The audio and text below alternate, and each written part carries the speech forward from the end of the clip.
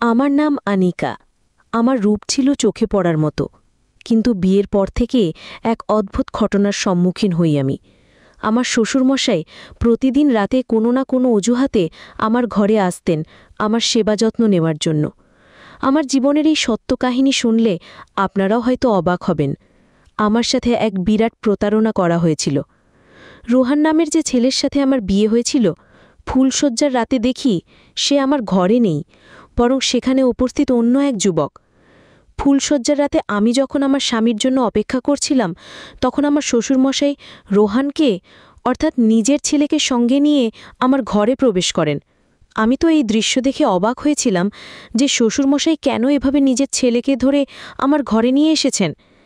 এরপর বর আমার কাছে এসে হঠাৎ আমার কানের কাছে চেঁচিয়ে বলে, কই গো নতুন বউ, আমার চকলেটটা দাও দেখি, বাবা বলেছেন চকলেট তোমার কাছেই আছে। বরের এই অস্বাভাবিক আচরণে আমার সন্দেহ হয়। আমি তার মুখ থেকে পাগড়িটা সরিয়ে যখন তাকালাম, আমার পায়ের তলার মাটি কেঁপে ওঠে। মণ্ডপে যে ছেলের সাথে আমার বিয়ে হয়েছিল, এ তো সে নয়। ছেলেটার অদ্ভুত আচরণ দেখে আমি ভয় পেয়ে ঘর থেকে বেরিয়ে যাই এবং চিৎকার করে শ্বশুরমশাইকে ডাকতে থাকি। শ্বশুরমশাই আমার চিৎকার শুনে কাছে এলে আমি তাকে কাঁদতে কাঁদতে বলি, বাবা, আপনি কাকে আমার ঘরে রেখে গেছেন? ও তো স্বাভাবিক নয়। আমার তো রোহানের সাথে বিয়ে হয়েছে। রোহান কোথায়? শ্বশুরমশাই তখন এক রহস্যময় হাসি দিয়ে আমার কাঁধে হাত রেখে বললেন, বৌমা, এই তো রোহান, এই আমার একমাত্র ছেলে যার সাথে তোমার বিয়ে হয়েছে। এই ছেলেই তোমার স্বামী। যাও, ভেতরে যাও। আমি আতঙ্কিত হয়ে বললাম, বাবা, আপনি একবার ভেতরে এসে দেখুন, এই ছেলেটা রোহান নয়, এর সাথে আমার বিয়ে হয়নি। কিন্তু আমার শ্বশুরমশাই আমার কোনো কথা না শুনে আমাকে জোর করে ঘরের ভেতর ঠেলে দিয়ে বাইরে থেকে দরজা বন্ধ করে দেন। সারা রাত আমাকে সেই অস্বাভাবিক ছেলেটির সাথেই কাটাতে হয়। আমি বুঝতে পারছিলাম যে আমাদের সাথে বিরাট বড় এক ছলনা করা হয়েছে। আমি স্বপ্নেও ভাবতে পারিনি আমার জীবনে এমন কালো দিন নেমে আসবে। সেই মুহূর্তে আমার মাথা কাজ করা বন্ধ করে দিয়েছিল। আমি বুঝে উঠতে পারছিলাম না আমার কী করা উচিত। পরের দিন সকালে আমি আমার বাবা মাকে ফোন করে সব ঘটনা জানাই। তারা আমার শ্বশুরবাড়িতে এলে আমি তাদের খুলে বলি যে কিভাবে শ্বশুরমশাই তাদের কর্মচারীর ছবি দেখিয়ে আমার বিয়ে তার মানসিক ভারসাম্যহীন ছেলের সাথে দিয়েছেন। আমার সব কথা শুনে মা আমাকে একটি চড় মেরে বললেন, তোর লজ্জা করে না নিজের শ্বশুরমশাইয়ের নামে এমন মিথ্যা অপবাদ দিতে? আমি মাকে বললাম, মা, তুমি আমার কথা বিশ্বাস করছো না? চলো আমার সাথে, আমি তোমাদের ওপরে নিয়ে গিয়ে দেখাচ্ছি যে ছেলেটা কাল রাতে আমার সাথে ছিল সে আসলে কে। আমি যখন বাবা মাকে টেনে ওপরের ঘরে নিয়ে গেলাম সেই ছেলেটাকে দেখানোর জন্য, তখন দেখি সব ঘর ফাঁকা, ছেলেটা কোথাও নেই। তখন আমার মা আমার হাত ধরে টেনে বললেন, যার সাথে তোর বিয়ে হয়েছে সেই রোহানের সাথে তো আমরা এখানে এসেই দেখা করেছি। রোহান আমাদের সাথে দেখা করে নিজের কাজে বেরিয়ে গেছে। সে তো সম্পূর্ণ সুস্থ আর স্বাভাবিক। সে অস্বাভাবিক হবে কেন? তোর কথা শুনে মনে হচ্ছে তুই আমাদের বোকা বানানোর চেষ্টা করছিস। ব্যাকানিকা, একটা কথা ভালো করে শুনে রাখ, এরপর যদি আমাদের ফোন করে বিরক্ত করিস, আমরা ভুলে যাব যে আমাদের কোনো মেয়ে ছিল। তোর জন্য আজ আমাদের সম্মান ধুলোয় মিশে গেল। ঠিক সেই সময় আমার শ্বশুরমশাই মুচকি হেসে আমার বাবা মাকে বললেন, হয়তো আমার ছেলের সাথে আপনার মেয়ের কোনো বিষয় নিয়ে মনোমালিন্য হয়েছে, তাই ও রেগে গিয়ে আপনাদের ফোন করে ডেকেছে। এরপর আমার শ্বশুর আমার কাছে এসে খুব স্নেহের সাথে আমার মাথায় হাত বুলিয়ে বললেন, দেখো বৌমা, যা হওয়ার তা তো হয়েই গেছে। এখন সব কিছু মেনে নিয়ে এই বাড়িতেই থাকো এবং আমাকে সন্তুষ্ট রাখো। শ্বশুরমশার কথা শুনে আমি রেগে গিয়ে বললাম, আপনার লজ্জা হওয়া উচিত। আপনি আমার মতো একটা তরুণী মেয়ের জীবনটা নষ্ট করে দিয়েছেন, আর এখন বলছেন আমাকে সন্তুষ্ট রাখতে। সব কিছু জেনেও আপনি কেন আপনার মানসিক ভারসাম্যহীন ছেলের সাথে আমার বিয়ে দিলেন? শ্বশুরমশাই মুচকি হেসে বললেন, বৌমা, আস্তে আস্তে সবই জানতে পারবে। এখন বেশি কথা না বলে আমার পায়ে একটু তেল মালিশ করে দাও দেখি। তিনি আমাকে রান্নাঘর থেকে গরম তেল নিয়ে তার ঘরে যেতে আদেশ করলেন। তিনি বললেন, আমি তোমার শ্বশুর, আমার সেবা যত্ন করার জন্যই তো তোমাকে এই বাড়ির বউ করে এনেছি।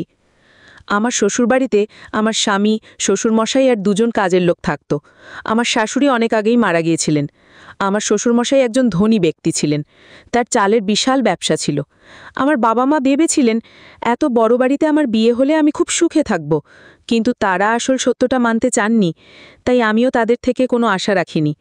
শ্বশুরবাড়িতে মাত্র 3 দিনেই আমার দম বন্ধ হয়ে আসছিল। আমার মনের কথা বলার মতো কেউ ছিল না। আমি শুধু ভাবতাম যে কর্মচারী পরিযায় দিয়ে আমার বিয়ে ঠিক করা হয়েছিল সে কোথায় গেল। তার সাথে দেখা হলে হয়তো আমি আমার সব প্রশ্নের উত্তর পেয়ে যাব। সেদিন শ্বশুরমশাই যখন তেল নিয়ে নিজের ঘরে ডাকলেন, তখন বাধ্য হয়েই আমাকে তার সেবা করার জন্য যেতে হলো। আমি যখন তেলের বাটি হাতে তার ঘরে গেলাম, দেখি তিনি আরাম করে বিছানায় শুয়ে আছেন। আমাকে দেখে বললেন, তাহলে ঠিক পথে এসেছ, নইলে কিভাবে আনতে হয় সেটা আমি ভালোই জানি। আমি যা বলবো তোমাকে তাই করতে হবে। ওখানে দাঁড়িয়ে না থেকে এদিকে এসে আমার পায়ে ভালো করে মালিশ করে দাও। তোমার শাশুড়ি মারা যাবার পর থেকে তো আমার কোনো যত্নই হয়নি। তিনি আরও বললেন, এখান থেকে পালানোর কথা ভুলেও ভেবো না, কারণ তোমার বাবা মা তো তোমার কথা বিশ্বাস করবে না। তাই এখানে থেকে আমার সেবার দিকে মন দাও, তাহলেই শান্তিতে থাকবে। শ্বশুরমশাইয়ের মুখ থেকে এই ধরনের কথা শুনে আমার লজ্জায় মাথা কাটা যাচ্ছিল। তিনি আমার গুরুজন হয়ে কিভাবে এমন কথা বলতে পারছিলেন? অনিচ্ছা সত্ত্বেও যখন আমি তার পায়ে তেল মালিশ করতে শুরু করলাম, আমার মনে হলো তার উদ্দেশ্য মোটেও ভালো নয়। আমি ভয় পেয়ে শ্বশুরের ঘর থেকে বেরিয়ে নিজের ঘরে এসে দরজা বন্ধ করে দিলাম এবং কান্নায় ভেঙে পড়লাম। আমার আর বুঝতে বাকি ছিল না যে শ্বশুরমশাইয়ের উদ্দেশ্য আসলেই ভালো নয়। এরপর থেকে তিনি যখন তখন আমার ঘরে এসে তার সেবা করার জন্য বলতেন। একদিন সন্ধ্যায় আমি খুব মন খারাপ করে ছাদে একা বসেছিলাম। হঠাৎ আমার সামনে যে মানুষটি এসে দাঁড়ালো, তাকে দেখে আমি বিস্ময়ে হতবাক হয়ে গেলাম। আমার শ্বশুরের সেই কর্মচারী আকাশ আমার সামনে এসে দাঁড়িয়েছিল। এই সেই আকাশ যার ছবি দেখিয়ে আমার শ্বশুর তার মানসিক ভারসাম্যহীন ছেলের সাথে আমার বিয়ে দিয়েছিলেন। সেদিন আকাশকে দেখে আমি তাকে জড়িয়ে ধরে অনেক কেঁদেছিলাম। আকাশ আমাকে সব সত্যি কথা খুলে বলল। সে জানায় আমার শ্বশুরমশাই তার ওপর খারাপ নজর রেখেছিলেন। যেহেতু তিনি বয়স্ক, তাই সরাসরি আমাকে বিয়ে করতে পারতেন না। তাই আমাকে নিজের কাছে পাওয়ার জন্য তিনি আকাশের ছবি দেখিয়ে তার মানসিক ভারসাম্যহীন ছেলের সাথে আমার বিয়ে দেন। আমার প্রথম দিন থেকেই শ্বশুরমশাইকে নিয়ে সন্দেহ হচ্ছিল, কারণ তার তাকানোর ভঙ্গি আমার ভালো লাগতো না।